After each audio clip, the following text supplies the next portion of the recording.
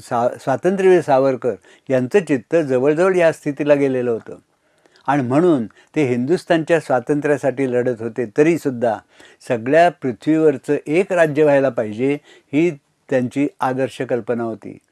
सगळ्या पृथ्वीवर एकच राज्य, सगळ्या जाती म्हणजे मनुष्यजात, सगळ्यांचा एकच राजा तो म्हणजे ईश्वर, ही त्यांची कल्पना त्यांनी अंदमानमधून सुद्धा मांडलेली होती. इंग्रजांना त्यांनी जे पत्र लिहिलं होतं इंग्रज सरकारला, त्यात त्यांनी ही कल्पना मांडलेली आहे की आम्ही आमचं लढणं थांबवू, तुम्ही जर आम्हाला स्वातंत्र्य देत असाल तर आम्ही लगेच आमचं लढणं थांबवू, पण तुमचं साम्राज्य सगळ्यात मोठं आहे, त्या साम्राज्यातल्या प्रत्येक देशाला समभावाने तुम्ही वागवायला तयार असाल तर आम्ही तुमच्याशी लढा थांबवू आणि तुमच्याशी सहकार्य करू.